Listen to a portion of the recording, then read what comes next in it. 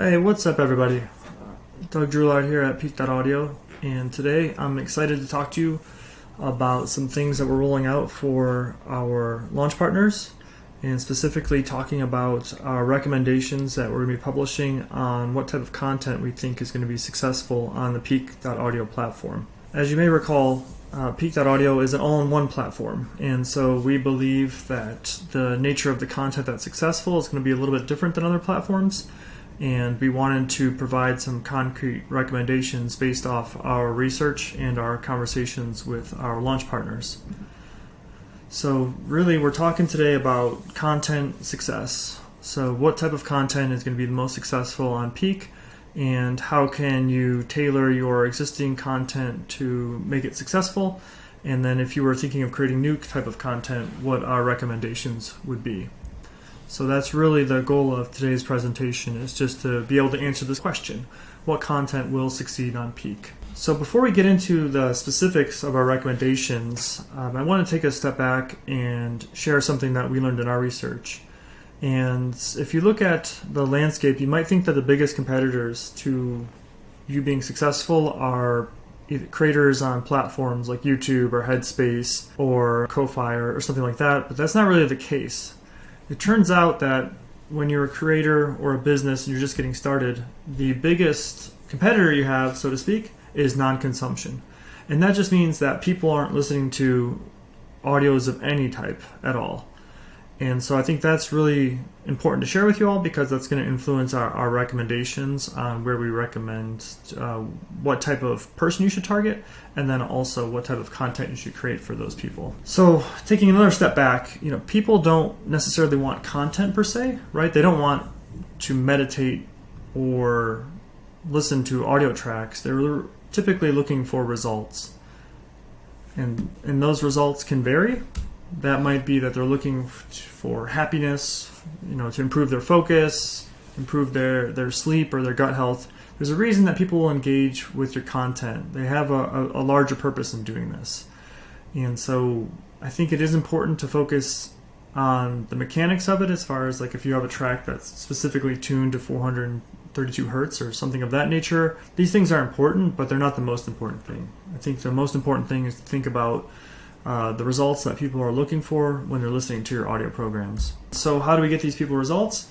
Well, the first thing we need to do, again, is make it so they actually use it, right? So for the core premise here is that non-consumption, meaning people simply not listening to audio meditations at all, is the biggest opportunity for growth. Then let's try to make it really easy for people to get results. So let's make it easy, let's make it fun, and then ideally we try to anchor the listening of the audio programs into the lives that people are already living. For instance, if you had a track that was geared towards focus and productivity, perhaps you would try to anchor that to the start of their day. A more obvious example would be a sleep track, because people typically go to sleep every night. So then when you're creating your audio program and you're creating the support materials, then ideally you're going to focus that on getting that audio program involved in people's nighttime rituals. So we broke this down into a framework we're calling the content selection framework, and it's a 4-step process, fairly straightforward, but I wanted to lay it out here. If you look at this diagram we put together, where they're currently at, call that point A. They're at the bottom of the peak, or the bottom of the mountain, and then you want to get them to the top of the peak. And so I think the 4 steps here are determining the results of what your program is hoping to deliver, writing out the journey you want to take people on, creating content, and then structuring it into the programs, and lastly uploading the audio to the Peak.audio platform. So if we take a step back and think about the job your content is doing, job is in quotes because one thing that a concept that's useful to think about is, think of your audio program being hired to do a specific job. Why are people hiring your audio program? Again, is it for the improved sleep? Is it for the improved sense of well-being? That question is going to be unique to each creator, and it might be unique to each program. What we're trying to do here is to be very intentional on how we structure the audio in Peak. And so there absolutely can be audio programs that are just evergreen, where they're just out there and people can use them and sort of go on their own path.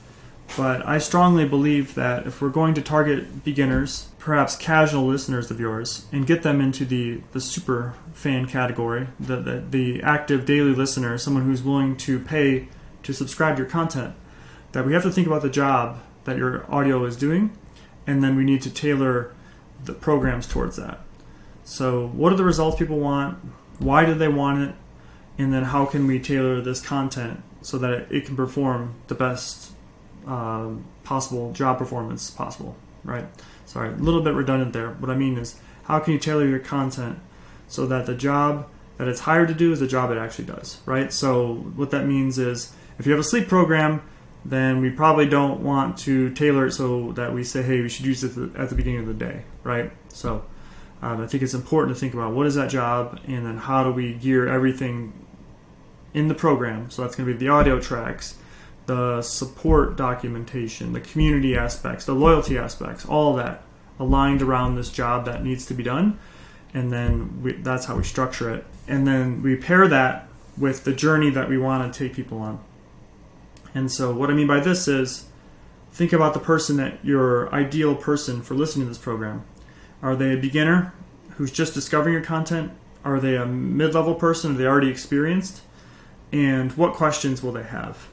And try to get a map of that. So sort of write it out or talk it out, or give us a call and we can have a conversation about it, a strategy session about it. But let's get that all clear in your mind on where you think people are starting on their journey and where you hope to have them by the end of either their session or their program, whatever it may be. And then think about, how do we provide support beyond just the audios? Because again, the intention on the all-in-one platform is that we offer support to people, whether that support be documentation, as far as like, hey, here's a PDF to read that gives you the 1-minute synopsis on this program, whether that support be, here's the community that we built to help you on your journey, or here's the loyalty system that we've set up that will help motivate you throughout your journey. And then, so once you have the ideal listener, you have the program, and the intentions and results, then I think now it's time to actually get down to work and create the audio content, arrange it in the easiest possible journey that you think will work, and then create the supporting files around that. And so we can certainly help with this, but this is something ultimately you all are the brains behind the audio, so there's probably a limited extent to which we can help you with that. However, the rest of it, we absolutely can help, either in terms of strategizing on how we create these journeys, or if there's anything we can do beyond the audio files that will help you, please let us know. And so lastly, you would upload the content to Peak.audio. And right now, that's as simple as just reaching out to myself or Louise, and or if you just want to reach out to contact@Peak.audio, then we can take it from there. In the future, we will have a self-serve platform where you can upload this, but in the meantime, you can certainly just reach out to us. So now on to some concrete best practices and tips and tricks. Certainly recommend that you create at least one program for beginners, but does not mean to say all your programs should be for beginners.